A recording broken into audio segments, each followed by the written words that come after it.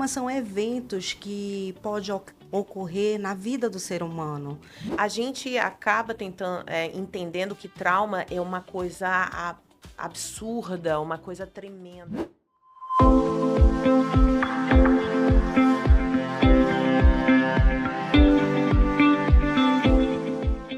Trauma não é apenas uma experiência emocional, é uma experiência que reorganiza o seu cérebro, trazendo impactos na forma como você se relaciona com as pessoas, na sua identidade, impactando a sua autoestima e também fazendo com que você acabe vendo um mundo perigoso, mexe com a sua confiança e aumenta as chances de depressão, transtorno de estresse pós-traumático, ansiedade e tantos outros transtornos mentais. Segundo a Organização Mundial de Saúde, cerca de 70% das pessoas no mundo viverão algum evento potencialmente traumático nas suas vidas. Então, o que fazer diante disso? Exatamente o que é o trauma e quais são os impactos, como a gente percebe esses impactos na vida, é sobre isso que a gente vai falar nesse episódio com ela, psicóloga, neuropsicóloga, entende bastante de neurociência, Shirley Barros.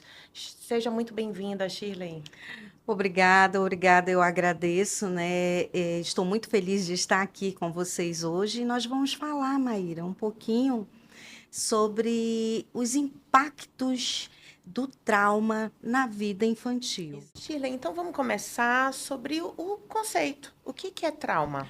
Trauma são eventos que podem ocorrer na vida do ser humano, bem como negligência familiar, abuso, violência, né?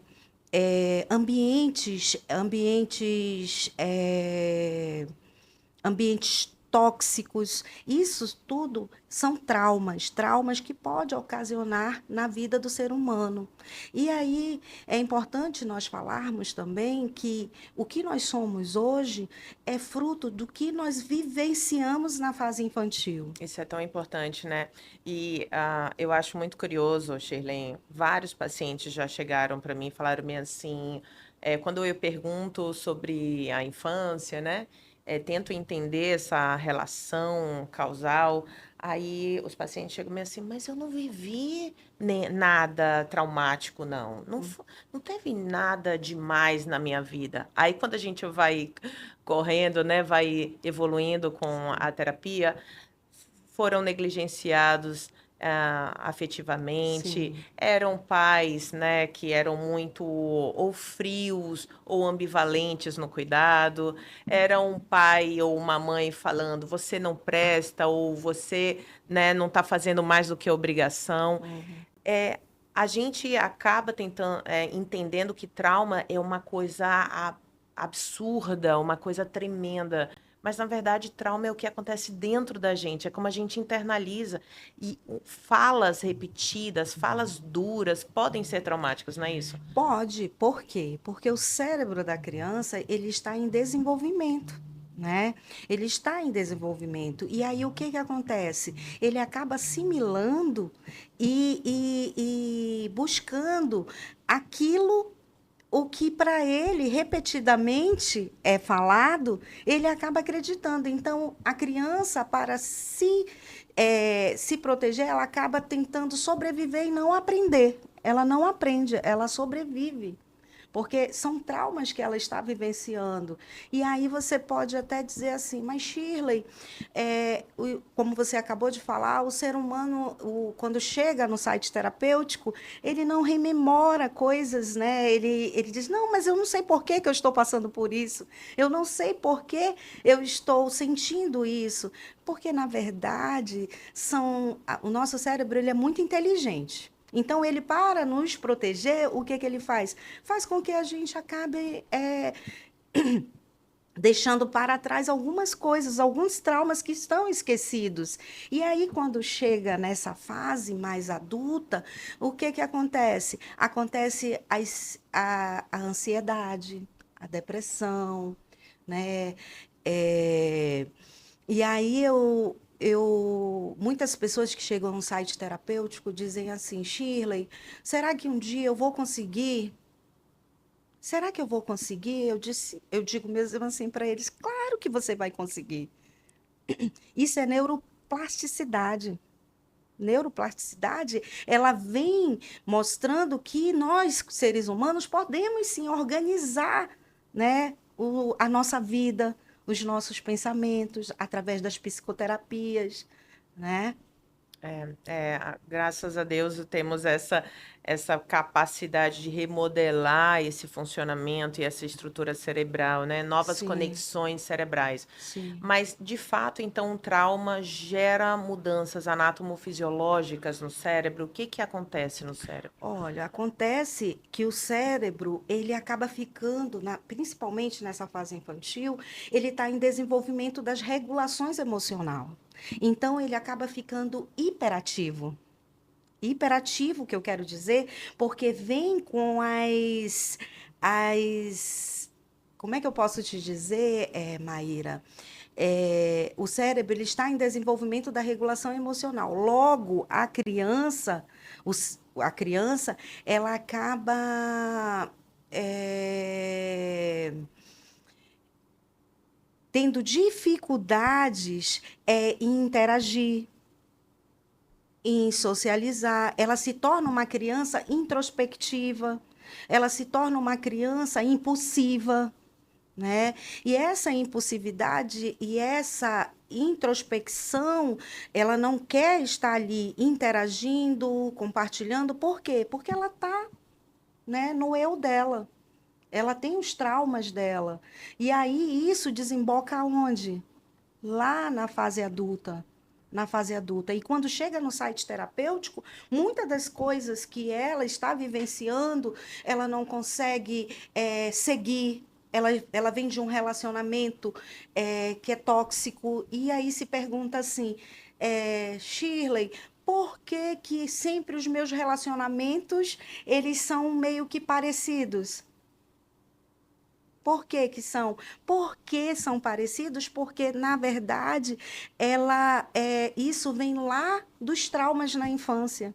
Ela nem percebe, ela não tem essa compreensão, isso vai muito além do que ela mesmo compreende, porque a nossa mente ela vai no inconsciente e inconscientemente ela acaba buscando pessoas meio que parecidas e acaba se envolvendo num relacionamento abusivo. A gente não busca, né, Shirley, o que é saudável, a gente busca o que é familiar. E nesse momento que você fala da criança que está desenvolvendo, entendendo o que que é o mundo, né, qual é o papel dela, qual é o padrão, a referência, por exemplo, de relacionamento, ela vai criando esses padrões e essas referências. Você falou de hiperatividade, você está falando sobre a hiperatividade da amígdala, dessa estrutura, né? Exatamente. Que é a nossa estrutura que é ativada em momentos de perigo, de ameaça. Então, a pessoa ela fica mais sensível a esses momentos, né? Ou potencialmente de ameaça ou real ameaça. É isso. É isso. Ela fica buscando todo o tempo uma resposta para algo, né? Ela fica todo o tempo ali trabalhando, né? E o nosso cérebro ele é muito inteligente com tudo isso, né? Quando a gente fala em hiperatividade, a gente fala da questão da regulação das emoções, porque o cérebro ele fica todo o tempo ali, ó, né? Trabalhando, É. trabalhando. E aí, quando a gente fala nesses processos de hiperativos, a gente está falando dessa regulação mesmo das emoções, a regulação do seu ser. Porque quando você não tem isso, o que que ocorre? Ocorre a impulsividade, ocorre várias outras reações que o seu corpo vai te dando.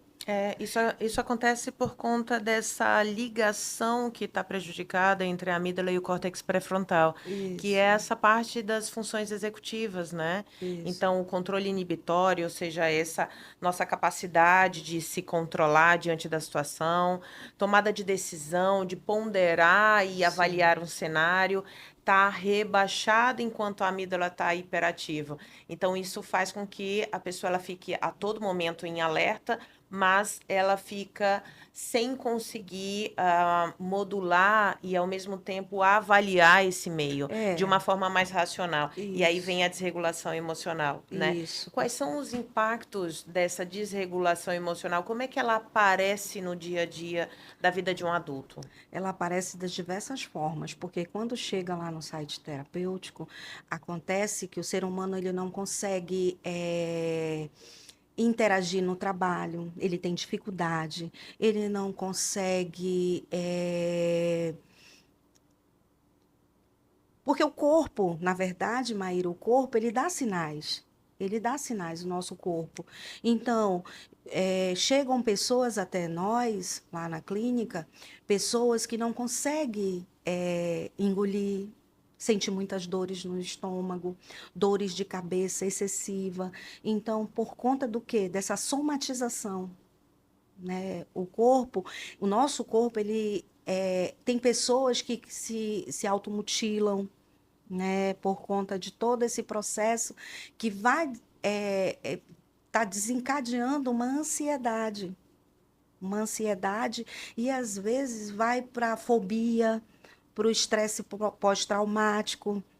Então, o que acontece conosco? Nós, seres humanos, nós somos emoção e razão, né? E eu costumo dizer para as pessoas que a fase infantil ela é muito importante, porque tudo que nós somos hoje, nós somos o que nós fomos na infância. Na infância. Ah, os nossos pais, eles tentando acertar, Maíra, eles vão dando informações positivas, negativas, tentando fazer com que aquele indivíduo, ser humano, consiga, de alguma forma, viver neste mundo.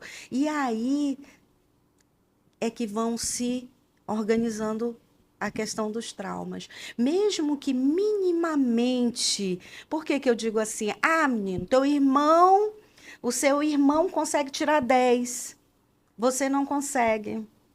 Ah, menino, por que que o João aprendeu a ler primeiro do que você, Francisca? Então, essas coisas vão desencadeando reações. E é aquela coisa, né? Quando uma fala é falada repetidamente, a criança começa a assimilar todo esse processo traumático que vai sendo recebido. Porque, como nós já falamos bem aqui, o cérebro da criança ele está em desenvolvimento. Ele está em desenvolvimento. Hoje ela é uma criança, amanhã ele é um adulto. Por que, que nós temos muitas pessoas ansiosas hoje? E cada vez, se você parar para pensar, a cada dia, a cada momento, a cada instante, mais vão existindo pessoas ansiosas. É verdade, nós temos uma prevalência aí muito grande, né, Sim, de sim. transtornos mentais, ansiedade. Infelizmente, estamos no ranking, em primeiro lugar, o Brasil em relação ao mundo. Você falou sobre automutilação, é interessante isso, porque pessoas que carregam muitos traumas e traumas infantis, e tem essas desregulações ali no funcionamento cerebral, costumam ter dependendo do tipo de trauma, da qualidade do trauma, costumam desenvolver um medo enorme de abandono, né, Sim. Shirley? E essa dor, essa angústia diante das relações, né, se essa pessoa foi criticada, se essa pessoa foi contrariada, ou se essa pessoa não teve a receptividade que esperava, ela vivencia um vazio interno, uma dor tão grande, que ela precisa transformar isso por falta de recurso interno, ela não consegue se regular emocionalmente, ela precisa transformar essa dor emocional em física. E isso a gente tem visto muito, não só em adultos, não é? Não. Um nível, assim, o número de pessoas e até de crianças eu tenho recebido na Criança. clínica que acabam buscando esse recurso, mostra o quanto que esse desenvolvimento da inteligência emocional, dessa habilidade de sentir, expressar, regular a emoção, está precário. Você vê isso também na clínica? Vejo, Maíra, porque na clínica chegam adultos que quando a gente vai conversar, começa a chorar, né, porque não gosta de rememorar sua fase infantil, né? E aí, e as crianças mesmo, chegam crianças se automutilando, crianças de 4, crianças de 5 anos, e aí você para assim para pensar, a mãe pergunta, por que que meu filho está passando por isso? O que que está acontecendo? E aí você observa também que muito dessa criança tem a ver com o ambiente a qual ela está inserida. Né? No ambiente a qual ela está vivenciando, seja através das atitudes, sejam através das suas interações com os seus familiares. Então, hoje, Maíra, essa questão de automutilação é muito preocupante, porque a criança eu recebi uma criança que disse assim: quando eu estou me automutilando, eu me sinto bem. E aí mas por que você se sente bem? Porque melhora a minha dor. E aí você se questiona, uma criança, né, de 7 anos, quando fala isso. E aí você recebe os adolescentes com esta mesma fala. Né? É preocupante, porque o que, que vai ser o nosso futuro? O que, que está acontecendo com o futuro? E aí eu me pergunto, e entro ainda no mérito da questão, Maíra, sobre essa questão mesmo da internet, porque você sabe que a internet ela tem os pontos positivos e os pontos negativos. E quando você para observar, aquela criança passa do seu dia, vamos dizer, mais de 10 horas na tela. Né? E a mãe, às vezes, para tentar, né, diminuir a sua carga horária, eu não sei se é assim que se eu deva falar assim, diminuir, ou então fazer com que a criança fique ali quietinha, né, ela consiga fazer seus afazeres, ela prefere deixar o filho com a tela. E aí a gente fica se questionando e refletindo mesmo. É uma autorreflexão, porque se ontem eu estive numa ação que era uma ação que eu pedi para as pessoas fazerem seu autorretrato. E aí muita gente não conseguia fazer seu autorretrato, porque às vezes nós nos olhamos, mas não nos enxergamos, Maíra. E todos os dias eu me olho, mas eu não consigo me ver. E na verdade, nós seres humanos, nós precisamos estar buscando sim, o quê? Buscando o autoconhecimento, né? E isso é muito importante. Exatamente. Esse retrato que você traz né, da casa e a mãe ali fazendo as suas coisas Uhum. e o filho no celular, é um retrato que pode trazer uma experiência de abandono, pode trazer uma experiência de, olha, eu não tenho esse bonding, eu não tenho essa conexão, esse vínculo, eu não sou aceito, eu não sou visto, eu não sou amado, né? Isso também pode ser causa e consequência do que a gente está falando, Exatamente. né? Do trauma. Agora, como é que, Shirley, um cérebro que vai ficar hiperativo, hiperalerta diante das ameaças, já desconfiado e entendendo que o outro não é confiável, que o mundo é perigoso, como é que essa pessoa se desenvolve e acaba se tornando dependente emocional de relações exatamente violentas? O que que acontece? Surgem vários questionamentos acerca disso, né?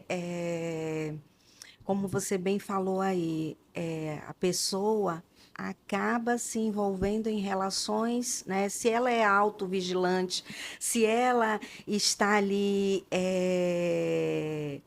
hiperativa com as questões mais simples, né? E acaba se relacionando com pessoas, né? Com as mesmas pessoas, com os mesmos padrões de pessoas, é porque ela quer ser aceita. Muitas dessas pessoas, elas querem ser aceitas, aceitas, e para serem aceitas, elas acabam se dando, se doando. Eu quero fazer parte ali, porque não é só relação homem-mulher, mulher-homem, ou homem com homem, ou mulher com mulher. É relações, relações com o meio. Né? E essas relações, para eu ser aceito, eu tenho que o quê? Eu tenho que fazer o que aquelas pessoas querem. Eu quero fazer parte daquele grupo. E isso por quê? Porque lá na sua fase infantil, Maíra, aquela criança, ela foi invalidada. De alguma forma ela foi invalidada. E aí eu quero porque eu quero. É tipo assim, eu recebi uma pessoa que disse assim para mim: eu quero namorar aquela pessoa, eu quero ela. Aí eu olho, mas por que você quer? Porque ela é uma pessoa que é para eu casar, é uma pessoa para eu ter filhos, é uma pessoa que eu quero. E o que que você vai fazer para você ter? Eu vou fazer tudo. Eu dou tudo. E quando essa pessoa não quer se relacionar com ela chega no site terapêutico e fica quase igual uma criança, chorando, porque ela quer fazer parte da vida daquela pessoa, porque ela quer ser aceita de alguma forma. Então, quando uma pessoa chega a esse ponto de repetir relações, padrões relacionais, é porque ela foi invalidada. E ela quer porque quer ser validada. É interessante isso. O trauma realmente ele pode afetar a autoestima, né? E o senso de identidade. É, Então, existe ali um espaço, um momento de internalização de tantas crenças limitantes, né? Se uma criança vive uma privação emocional, ela vai entender que não é merecedora de amor. Ela vai entender que ela não é suficiente, que ela, isso. para ser amada, ela precisa ser o que o outro quer que ela seja, né? E aí tive uma paciente que falou assim: se eu estou num lugar onde todo mundo me elogia, tem algum problema, esse elogio não tem valor. Agora, se eu estou num lugar em que é difícil esse elogio, essa relação que não me elogia e, né, que me critica, quando essa pessoa me elogia, aí é verdadeiro. Então, quanto mais difícil fica o relacionamento, conquistar essa pessoa, mais a promessa de que olha só como realmente eu sou importante, como eu consegui, como eu Isso. sou suficiente. E aí as pessoas vão buscando as outras que têm um estilo de apego evitativo, por exemplo, né? E é um grande problema, porque a promessa é que vai conseguir, que é suficiente, que tem valor. A realidade são experiências de frustração, de rejeição, de insuficiência e sempre de términos, né? E aí a pessoa Uhum. vai acumulando histórias que ela entende que não foram bem-sucedidas, ela vai acumulando lixos emocionais. Isso é um grande problema para a autoestima, não é? É um grande problema e você fez eu rememorar, e é bom nós falarmos aqui um pouquinho, por exemplo, dar como exemplo os filhos adotivos. Porque todos os dias você tem que dizer para o seu filho do coração que você o ama. Todos os dias é preciso você falar, filho, eu te amo, você é importante, você é lindo, maravilhoso. Por quê? Eles automaticamente, mesmo aqueles que não sabem que são adotivos, eles, de certa forma, sentem um vazio. E quando descobrem, eles, né, estouram nessa questão mesmo do seu eu, do seu eu enquanto indivíduo ser humano. Então, é importante nós estarmos validando os nossos amores, né? Porque é muito mais fácil para essas pessoas que foram invalidadas na fase infantil e chega na fase adulta acreditar somente naquilo que aconteceu de ruim. Não, eu sou isso, eu sou aquilo, eu sou feio, eu sou gordo, eu sou magro. Ah, eu preciso melhorar isso, eu preciso melhorar aquilo. Por quê? Porque ele prefere acreditar naquilo que foi dito a ele quando ele era criança, quando ele foi invalidado. E aí eu pergunto, por que não, né, também rememorar as coisas boas que você viveu? Mas será que quando você fala, ele prefere acreditar, é uma escolha? Ou ele Não. simplesmente acredita porque era a verdade para ele naquele Na momento, verdade, né? na verdade, é o que ele acredita naquele momento, não é que ele escolha. Não é que É, ele escolha.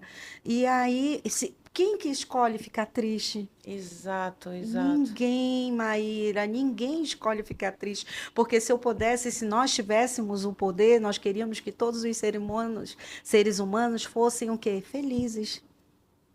E a Exato. felicidade ela é um estado momentâneo, né? É, São momentos, e são momentos. Nós temos momentos felizes, momentos tristes, mas nós precisamos saber lidar com eles. na clínica eu faço muito essa separação do que é o sentir e do que é o fazer, né? Sim, sim. Eu estava na semana passada trabalhando isso com um paciente que vive essa experiência do abandono, vive a experiência de uma insuficiência, né? E aí, por conta disso, ele tem comportamentos inadequados enquanto adulto. Inadequados o que eu digo é que a sociedade não espera, né? É, sim. E aí a gente. O sentir é involuntário, ele não tem o que fazer, ele Uhum, não tem como controlar o sentir, ele tem como regular quando vem, né? isso. Mas olhar para o comportamento, tentar separar um pouco isso e Uhum. perceber o que ele tem controle sobre aquilo que ele não tem. Eu acho que é uma possibilidade. Quais são as estratégias que você usa para lidar com trauma? Olha, primeiro, para a gente lidar com trauma, nós precisamos trabalhar um plano mesmo terapêutico, a mudança de pensamento daquele ser, né? Eu trabalho, Maíra, muito com pessoas que já tentaram suicídio, com ideação suicida, né? Então, quando aquela pessoa, aquela criança, aquele indivíduo chega até nós, né, nós procuramos trabalhar o quê? Trabalhar a mudança de pensamento, a organização, trabalhar um plano terapêutico para a regulação das emoções. Né, nós precisamos trabalhar essa questão da regulação das emoções e fazer com que aquele indivíduo consiga, né, se enxergar enquanto ser humano, enquanto pessoa, fazer com que ele também não é que a pessoa, Maíra, vai esquecer tudo o que ele viveu, mas ele vai aprender, vai reaprender através das psicoterapias, né, trabalhar essas regulações, essa regulação emocional mesmo dele. Existem várias técnicas, né? Sim, Graças a que TCC. exatamente nós temos a ciência, nós temos o conhecimento, porque a gente consegue, a partir até de intervenções comportamentais, físicas, a gente consegue produzir um funcionamento diferente no cérebro. Eu acho Sim. isso incrível, né? Incrível. É muito, muito reconfortante, recompensador quando a gente consegue ajudar o paciente nesse caminho, né? É. É muito emocionante, sabe? Ainda essa semana eu recebi um retorno de uma pessoa na mídia, eu fiquei muito feliz, porque aquele paciente, quando eu comecei a atender, um adolescente, né, com muitas dificuldades de interação, de socialização, e hoje ele está conseguindo caminhar. Não é que ele mudou, ele aprendeu a regular, ele aprendeu a se organizar, né, com as suas emoções, com as suas demandas mesmo. E isso me deixa feliz, Maíra, porque a terapia cognitiva comportamental, ela vem aí te mostrando várias técnicas que você pode sim trabalhar com esses seres humanos, com essa mudança desse pensamento. Né? E isso é lindo de se ver na prática, de se ver vivenciando, observando aqueles seres humanos que passaram por você e você teve a graça e a honra de ali ajudá-los, né? Exatamente, exatamente. Eu já ouvi muito na clínica, inclusive pessoas que foram na primeira sessão meio que obrigadas, né? Seja pelo parceiro, pela parceira, pela mãe, pelo pai, e aí falam comigo bem assim: doutora, não tem o que fazer aqui. O que aconteceu, aconteceu e a gente não muda o passado. Então, hoje nós sabemos, como falei no início, trauma não é o que acontece com você, é o que acontece dentro de você. Então, não é sobre esquecer, sobre pegar um túnel do tempo e apagar, é sobre mudar o sentido daquilo. E isso é completamente possível, isso muda toda a narrativa, isso muda todo o sentimento que você tem sobre o que você viveu. E isso é muito transformador quando acontece. Então, querida, muito obrigada, tá, pelo momento, a gente poder falar um pouquinho sobre trauma, que é essa experiência interna que mexe e que muda tudo. Últimas palavras. Ô, Maíra, eu que agradeço, né, de estar aqui hoje com vocês, né, que é muito importante essas nossas falas, elas são de suma importância. Por quê? Porque você que está aí nos assistindo, vamos lá, vamos trabalhar esse autoconhecimento, vamos buscar mesmo a sua essência, a sua importância enquanto indivíduo, ser humano aqui nessa sociedade, porque nós estamos aqui para aprender, né, para se organizar. E vamos trabalhar aí essa regulação das nossas emoções. Um beijo e fiquem com Deus. Exatamente. Aqui a gente, você sabe, a gente semeia, a gente planta aquela sementinha. Aí agora é com você. Qual é o seu caminho para se conhecer, para ressignificar o que precisa ser ressignificado e aceito o que precisa ser de fato. Então, é com você. Inspire-se e transforme-se.